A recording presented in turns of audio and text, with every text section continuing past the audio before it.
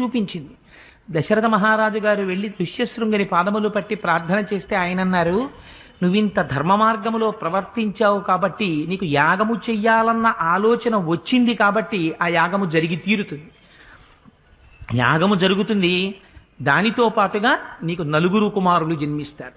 ఎటువంటి కుమారులు? మహాశూరులు, విద్వాంసులు, లోకము చేత కొనియాడబడేటటువంటి నలుగురు కుమారులు కలుగుతారన్నారు. ఏనాడైతే ఋష్యశృంగ మహర్షి యొక్క అనుగ్రహం కలిగిందో ఆనాడే దశరథ మహారాజు గారికి సంతానం కలిగినట్టు లెక్క. యథార్థానికి ఆయన మాట నిజమవ్వడం కోసమని ఒక క్రతువు అనుషంగికంగా జరిగింది యథార్థం చెప్పాలంటే. అందుచేత ఆ మహానుభావుడు ఆశీర్వచనం చేశారు. చేసిన తరువాత చైత్రమాసంలో చిత్రా నక్షత్రంతో వచ్చేటటువంటి పౌర్ణమి నాడు యాగాశ్వాన్ని తీసుకొస్తారు. ఆ యాగాశ్వాన్ని తీసుకొచ్చి ఒక స్తంభం వేసి ఆ స్తంభానికి కడతారు. కట్టిన తరువాత బంధనం అంటారు. కట్టి